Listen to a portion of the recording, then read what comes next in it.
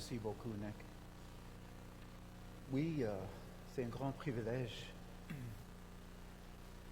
partager la parole avec vous ce matin.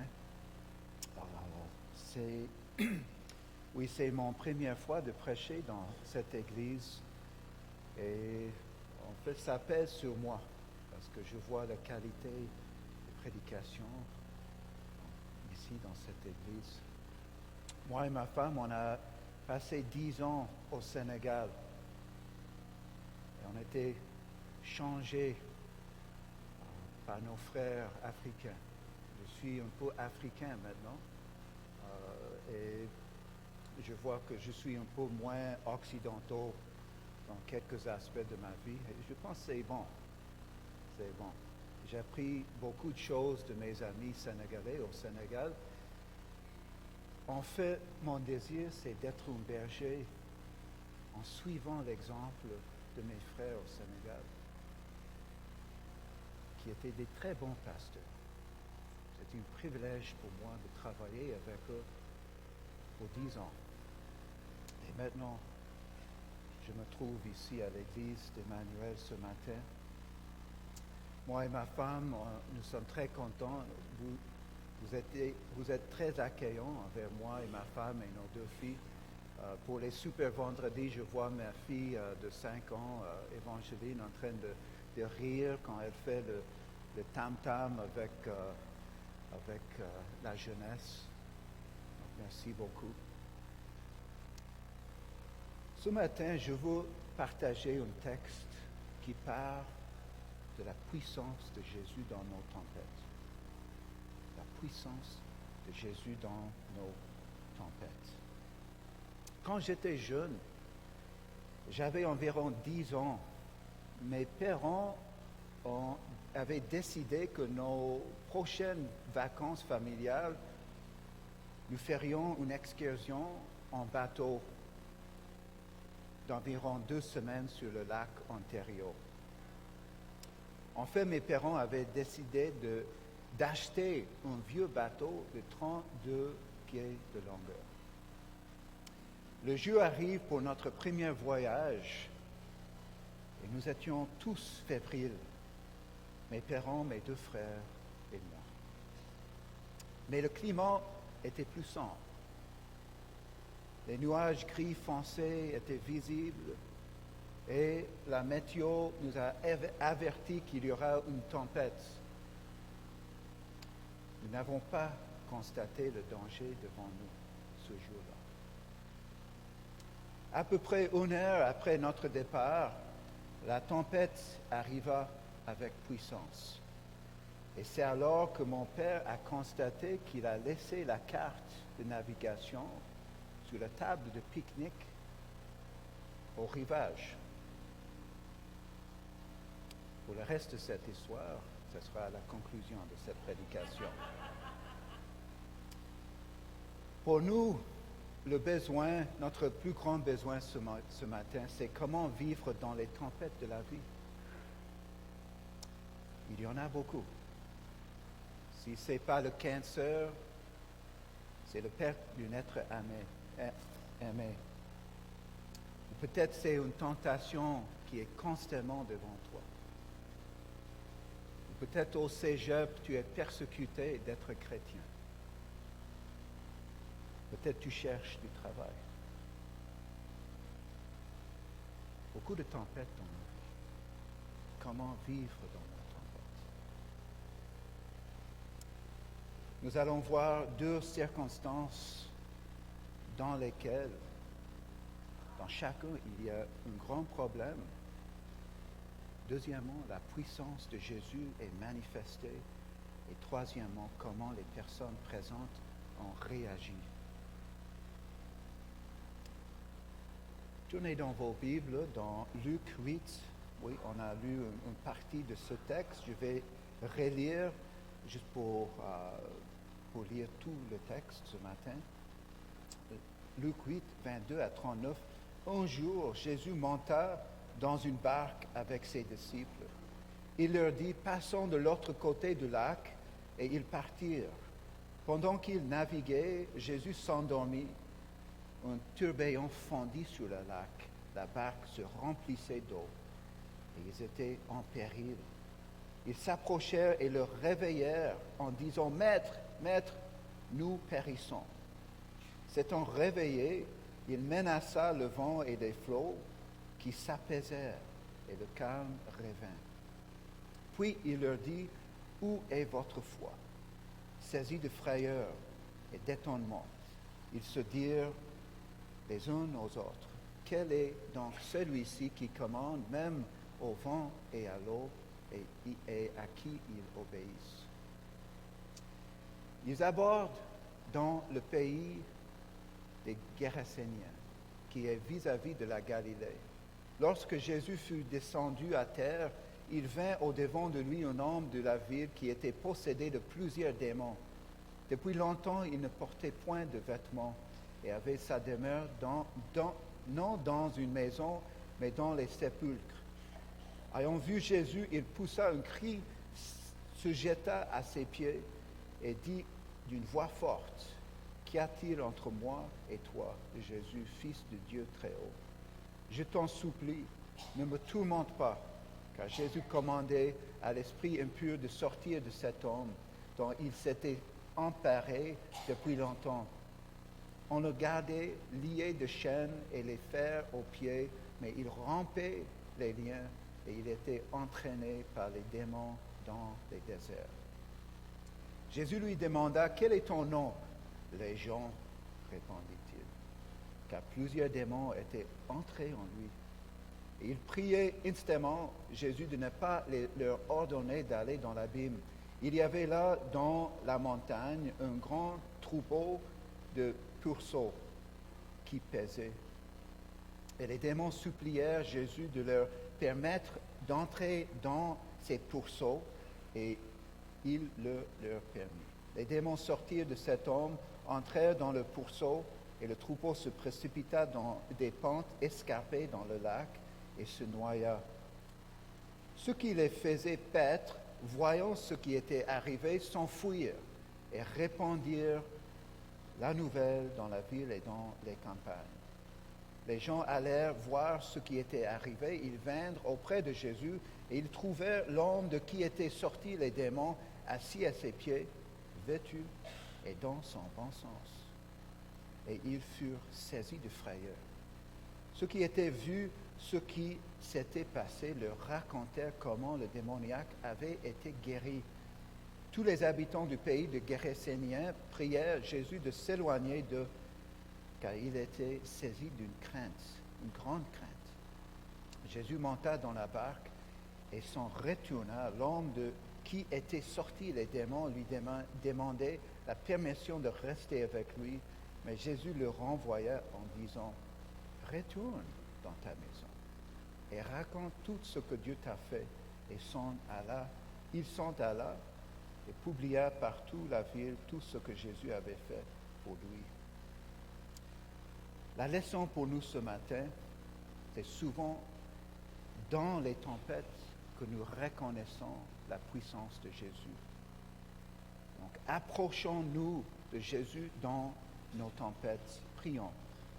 Seigneur, merci pour ta parole ce matin. Merci que tu approches de nous dans nos tempêtes. Tu demandes à nous d'approcher à vous aussi.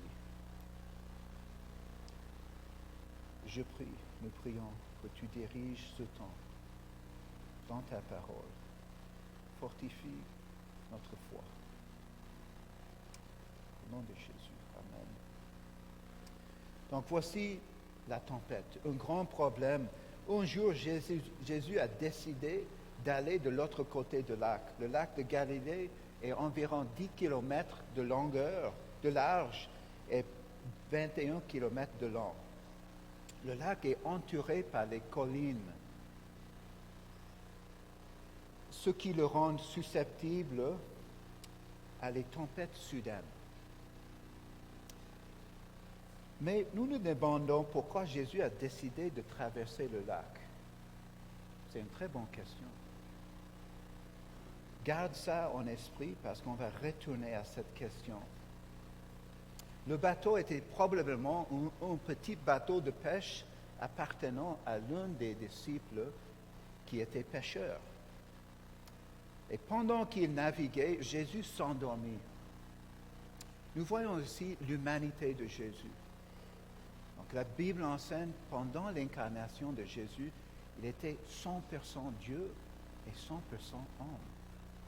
Nous avons des textes qui montrent que Jésus avait faim, il était fatigué, il avait soif. Ici, il est épuisé. C'est sûr que son ministère exigeait beaucoup d'énergie et Jésus avait sommeil et s'est endormi. Dans la même histoire qui est citée dans l'évangile de Marc, chapitre 4, verset 38, il dort à la poupe sur le coussin. Et c'est à ce moment où tourbillon remplissait le bateau avec l'eau. Et les disciples disent que, en fait, le barque se remplissait d'eau et ils étaient en péril. Les tempêtes sur le lac de Galilée peuvent avoir des vagues de 3 mètres de largeur. Donc ça, il peut avoir les tempêtes mortelles même sur le lac de Galilée. La parole de Dieu dit qu'ils étaient en péril. C'était un temps tellement dangereux. Les vagues amènent l'eau même dans le bateau. Ils s'approchèrent et le réveillèrent en disant « Maître, Maître, nous périssons ». Ils ont peur. Ils avaient peur que c'était la fin de leur vie. C'était une situation pleine de stress. Et les disciples avaient des inquiétudes. Au lieu de la foi, ils avaient des doutes. Il dit Maître, Maître. Dans un commentaire, en fait, souvent dans l'évangile de Luc, quand les disciples disent Maître, Maître, c'est dans un événement quand ils sous-estiment la puissance de Jésus. Ils pensent que Jésus était inconscient de ce qui arrive. Les tempêtes de la vie arrivent souvent et soudainement dans nos vies. Il y a 20 ans, j'étais sur mon lit de l'hôpital en attendant dans le couloir devant la salle d'opération. J'avais reçu le diagnostic que j'avais le cancer de thyroïde. En fait, je sais que dans cette église, je ne suis pas le seul qui a traversé cette tempête. Je me souviens bien que je n'avais même pas les paroles pour prier. J'avais peur. J'ai prié une prière très simple.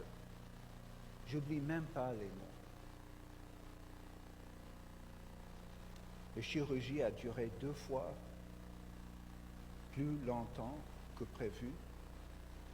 Et le chirurgien avait besoin de gratter le nerf des cordes vocales pour 1 heure de temps pour enlever le cancer. Et il m'a dit après que s'il a coupé ce nerf, je n'aurais plus de voix. Après la chirurgie, j'ai lu dans ma Bible, dans Psaume 41, verset 3, que le Seigneur rétablit la force de celui qui est sur son lit de maladie. Ça montrait sa force. C'est dans les tempêtes qu'on peut voir sa puissance. C'est quand nous sommes à nos limites, dans la tempête, que nous voyons la puissance du Seigneur. Quelle est votre tempête ce matin? Quelle est votre tempête? Les disciples, ils étaient convaincus que qu'ils vont mourir. C'était si grave, la tempête. Quelle est ta tempête, votre tempête ce matin? C'est souvent dans les tempêtes que nous reconnaissons la puissance de Dieu. Maintenant, regardons. S'étant réveillé, il menaça le vent et les flots qui s'apaisèrent et le calme revint. Puis il leur dit, où est votre foi? Le mot menaça, ça veut dire de parler sévèrement avec l'autorité. Nous voyons ici l'autorité de Jésus. Mais regardons l'effet de sa parole, qui s'apaisait et le calme revint. S'apaiser, ça veut dire cesser, finir. Et nous voyons une tranquillité qui arrive. La puissance et l'autorité de Jésus. Et puis il demande, où est votre foi? Une question qui nous interpelle ce matin. La foi, c'est la confiance dans le Seigneur. Et je vous propose que c'est que dans les tempêtes que la foi s'exprime. Le Seigneur permet les tempêtes dans nos vies pour accroître notre foi en lui. Dans 1 Pierre, chapitre 1, verset 6, la parole de Dieu dit, c'est là ce qui fait votre joie, quoique maintenant, puisqu'il le faut, vous soyez attristés par un peu de temps, par diverses épreuves, afin que l'épreuve de votre foi, plus précieuse que l'or périssable, qui cependant est éprouvé par le feu, ait pour résultat la louange, la gloire et l'honneur lorsque Jésus-Christ apparaîtra. Au Sénégal, il fait chaud, plus chaud qu'ici.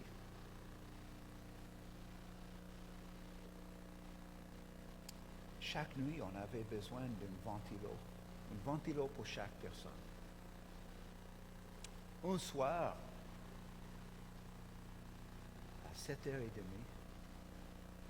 on avait déjà passé 26 heures de coupure de courant. Nos batteries de secours étaient vides. Et ma fille Isabella, qui avait 5 ans à ce temps-là, m'a demandé, papa, qu'est-ce qu'on va faire? J'ai besoin de mon ventilo pour dormir. Comme un bon missionnaire, j'ai dit, on doit prier. J'ai prié une prière très simple. Quelque chose comme, Seigneur, ma fille a besoin d'un ventilo. C'est le temps pour elle de se coucher. Et pas une prière d'un théologien, pas une prière complexe. En quelques minutes, j'ai vu le ventilo commencer à tourner. Et c'est une leçon pour nous. En fait, moi et ma femme et nos filles, on n'a jamais oublié cet événement. Même dans les petites tempêtes, on doit chercher le Seigneur. Les petites tempêtes, les grandes tempêtes. Et c'est souvent, on peut dire même seulement, dans les épreuves, petites ou grandes, que nous pouvons voir la puissance de Jésus. Voici la réponse des disciples, donc saisis de frayeur, un verbe qu'on va voir, une réaction, une réponse qu'on va voir dans la deuxième histoire aussi. Saisis de frayeur et d'étonnement, ils se dirent les uns aux autres, quel est donc celui-ci qui commande même au vent et à l'eau et à qui ils obéissent? Saisis de frayeur et étonnement. Jusqu'à ce point, ils n'avaient pas compris la puissance de Jésus. Quand il commande le vent et les vagues. Et puis la tranquillité.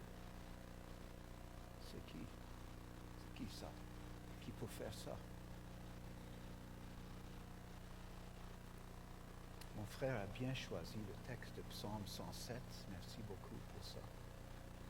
C'est un texte, ça vient, en fait, c'est pas par hasard que Jésus a fait ça. Jésus veut enseigner une leçon aux disciples et à nous ce matin. Le fait qu'il peut commander le vent et les vagues, ça nous enseigne qu'il était même le créateur de l'univers. Jean 1, Colossiens 1, Hébreux chapitre 1. Le Père, le Fils et le Saint-Esprit travaillent toujours en harmonie dans la création, dans la rédemption. Jésus est Yahweh. Jésus est Dieu. Donc la question, qui est donc celui-ci? La réponse c'est, il est Dieu. C'est ça la réponse. Les deux questions les plus importantes dans ta vie, voici les deux questions les plus importantes dans ta vie. Premièrement, quel est donc celui-ci? C.S. Lewis a dit qu'il y a trois options. Jésus est un menteur, un fou, ou il est le Seigneur. Quelle est votre réponse ce matin? Notre texte enseigne qu'il est le Seigneur. La deuxième question la plus importante dans ta vie, c'est où est votre foi dans la tempête de votre vie? Où est votre foi dans vos tempêtes? Nous voyons une transition entre le frayeur des disciples et la foi. Si vous continuez dans la frayeur d'une tempête, le stress va monter dans ta vie. Mais la parole de Dieu nous dit ce matin de faire la transition entre la frayeur et la foi. Et c'est souvent seulement dans les tempêtes que nous pouvons reconnaissons la puissance de Jésus. Voici le deuxième grand problème, un démoniaque. Donc, ils abordèrent dans le pays des Géraséniens. Le pays des Géraséniens, en fait, c'est le premier voyage missionnaire aux non-juifs ici. Jésus avait à cœur de traverser le lac. Pourquoi? Pour sauver un homme. Pour sauver un seul homme. Un homme qui se trouvait dans une grande tempête. Une tempête des démons. Et lorsque Jésus fut descendu à terre, le démoniaque arrive à lui. En fait, dans Matthieu, ça dit qu'il y avait deux démoniaques. Et on doit comprendre que les deux étaient convertis et il y avait un qui était le porte-parole pour les deux. Mais c'est pas un bon comité d'accueil. Quand tu arrives dans une nouvelle région, tu débarques l'avion, tu cherches un bon comité d'accueil. Mais ici, on a deux démoniaques qui arrivent en criant. Mais dès que son pied touche le rivage, le démoniaque arrive. Comme Jésus avait planifié. C'était son but. C'est pourquoi il a traversé le lac. Il vint au devant de lui un homme de la ville. possédé de plusieurs démons. Voici un phénomène qui est également possible aujourd'hui. Nos frères et sœurs d'Haïti ou de Bénin, ils comprennent mieux cette réalité que nous, les Occidentaux. Le fait qu'une personne peut être possédée et contrôlée par les démons. L'occultisme au Québec, c'est une réalité. Donc, la réalité des démons. Pendant mes années au Sénégal, un de mes meilleurs amis, un pasteur, il s'appelait Alien Dejata. Il a fait plusieurs exorcismes des gens qui avaient des problèmes de santé. Il dit aux gens, oui, le médecin ne peut pas régler ta problème, le marabout, le chaman musulman, il ne peut pas amener une solution à ta problème. Viens à ma petite église, on va prier pour toi pour 3 jours. Donc souvent, quand il prie en équipe pour quelqu'un, après 1 ou 2 heures, il voit quelquefois la tête tourne comme ça. Et puis Allende m'a dit qu'il constate que ce n'est pas un problème de santé, c'est un problème spirituel. C'est une tempête spirituelle. C'est le fait que celui est possédé par les démons. Le démoniaque ici, c'était depuis longtemps, il ne portait point de vêtements et avait sa demeure non dans une maison, mais dans les sépulcres. Plus de vêtements.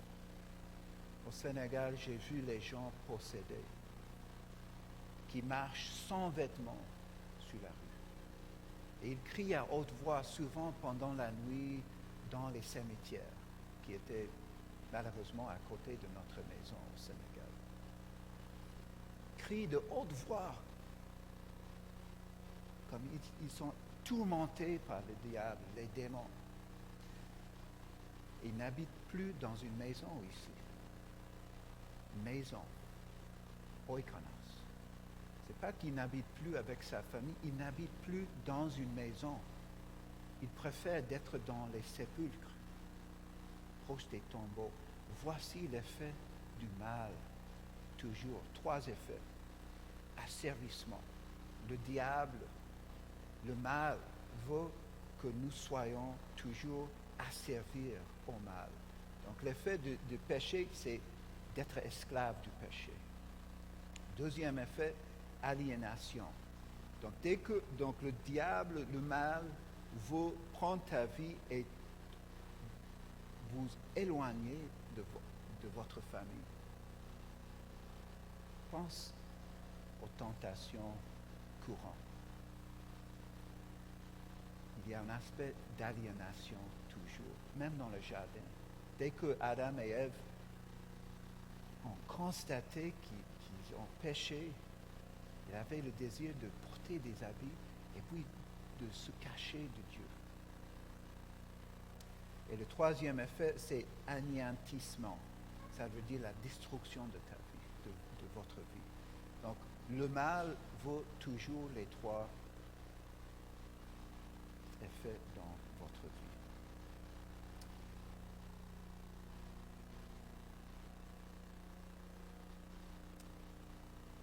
Oui, la puissance de Jésus se manifeste. Ayant vu Jésus, il poussa un cri, se jeta à ses pieds et dit d'une voix forte, « Qu'y a-t-il entre moi et toi, Jésus, Fils de Dieu très haut ?» Voici l'effet de la présence de Jésus. Nous voyons que les gens de la ville, ils ont essayé d'attacher cet homme avec les chaînes. Mais il a brisé les chaînes chaque fois. C'était impossible même de lier le démoniaque.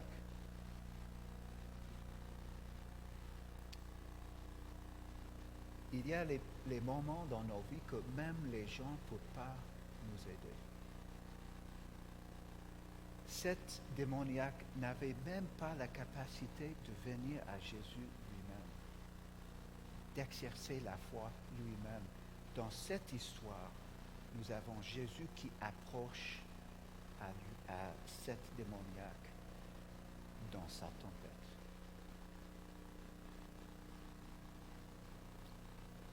Il y a une bataille entre le bien et le mal pour les âmes.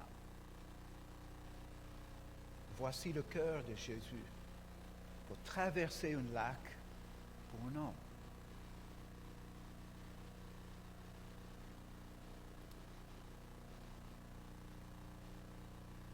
Il cherche les gens dans les tempêtes.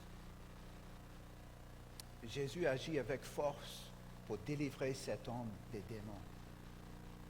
Il demande aux démons de sortir de cet homme. Voici la compassion du Seigneur. En lisant cette histoire, on a le sens que quand Jésus a dit à ses disciples de traverser le lac, c'était pour sauver cet homme.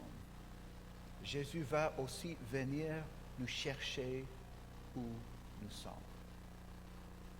Jésus cherche toujours les âmes perdues. Peut-être vous êtes ici ce matin et le Seigneur vous cherche. Souvent, c'est seulement quand nous sommes sans espoir, quand la tempête nous dépasse et toutes nos forces sont épuisées, que Jésus arrive et montre sa puissance et sa compassion. Jésus lui demanda « Quel est ton nom ?» Les gens répondit-il, car plusieurs démons étaient entrés en lui. Les gens, en fait, c'était une unité de soldats romains pouvant atteindre jusqu'à 600 soldats, 6000 soldats. Donc cet homme était tourmenté par des milliers de démons. Et ça, ce n'était pas un problème pour Jésus pour chasser ces démons.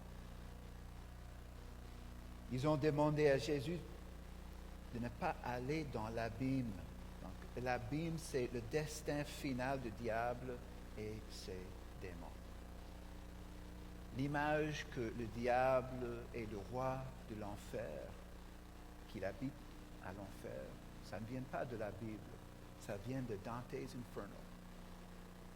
En fait, l'enfer sera le jugement de Dieu sur le diable. Dieu est toujours plus puissant du diable et des démons. Pourquoi Jésus a envoyé les démons dans le troupeau de pourceaux? En fait, dans Marc, ça s'explique qu'il y avait envers 2000 pourceaux. Jésus a envoyé les démons dans les pourceaux et ils sont descendus, entrent dans le pourceau et le troupeau se précipita des pentes escarpées dans le lac et se noya. C'est un jugement. En fait, le mot l'abîme, il y a on peut comprendre l'abîme comme un endroit où il y a de l'eau. Donc c'est difficile à expliquer, mais en fait, Jésus envoie les démons dans les pourceaux et dans un jugement dans l'eau. Pour quelques-uns, c'est troublant que Jésus a créé un si grand problème économique pour les gens de cette ville. Mais en fait, l'image de voir 2000 pourceaux se noyer dans un lac, ça montre la puissance de Jésus. La vie d'un homme est plus importante que la vie de 2000 pourceaux. Et en fait, comme Jésus a dit quand il a guéri l'homme qui était paralysé, il dit aux gens autour de lui, est-ce que c'est plus facile de dire tes péchés sont pardonnés ou de dire prends ton hâte et marche? Ici, Jésus fait la même chose. Il libère le démoniaque et c'est bien évident par le noyade des pourceaux. Et cet homme est complètement transformé par Jésus. On peut dire qu'il est un nouvel homme, régénéré. Au lieu d'être tourmenté, il est maintenant tranquille. Un peu comme la tempête est apaisée, la tranquillité est là. Au lieu d'être tourmenté ce matin, je vous invite à vous approcher à Jésus afin que l'esprit tourmenté soit transformé en un esprit tranquille. Si Jésus peut délivrer cet homme des milliers de démons, pensez-vous qu'il peut vous délivrer dans vos tempêtes? Voici les réponses des gens. Les gardiens du troupeau, quand ils ont vu la puissance de Jésus, s'enfuirent et répandirent la nouvelle dans la ville et dans les campagnes. Et les gens allèrent voir ce qui était arrivé. Ils vinrent auprès de Jésus et ils trouvèrent l'homme de qui avaient sorti les démons assis à ses pieds, vêtu et dans son bon sens. Et ils furent saisis de frayeur. Donc voici cette réponse. C'est une deuxième fois que nous voyons cette réponse, saisie de frayeur. Mais regardez la troisième réponse dans cette histoire. C'est le démoniaque qui n'est plus possédé par 2000 démons. Quelle est sa réponse?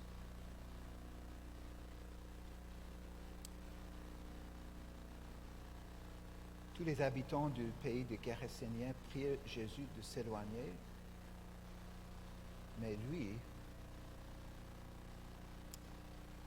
l'homme de qui étaient sortis les démons, lui demandait la permission de rester avec lui. Mais Jésus le renvoya en disant, retournez dans ta maison. Rappelons-nous, il n'avait pas l'habitude d'être chez lui, parce que le mal veut toujours nous éloigner de notre foyer. Il dit, retourne dans ta maison et raconte tout ce que Dieu t'a fait.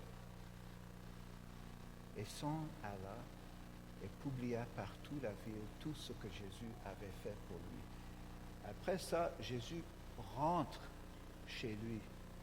Donc sa mission, il a accompli ce qu'il voulait accomplir. Sauver cet homme et commencer que l'Évangile soit répandu même dans ce territoire non juif. Donc la fin de l'histoire de nos vacances familiales. Par la grâce de Dieu, après que mon père a constaté qu'il a laissé la carte de navigation sur la table à pique-nique au rivage, il a vu un autre bateau un peu plus loin. Et il dit, je vais l'y suivre. Et en fait, nous sommes arrivés sains et saufs au rivage. Quelle est votre tempête ce matin? Souvent, c'est dans les tempêtes que nous reconnaissons la puissance de Jésus. La parole de Dieu dit à vous, à nous, allez vers Jésus dans vos tempêtes. Prions. Seigneur, merci pour ta parole ce matin. Nous te rendons grâce pour ta présence dans nos vies, même dans les tempêtes, quand nos forces ne suffisent pas pour la tempête. Tu nous demandons d'approcher à toi. Tu es toujours fidèle. Merci, Père, au nom de ton Fils.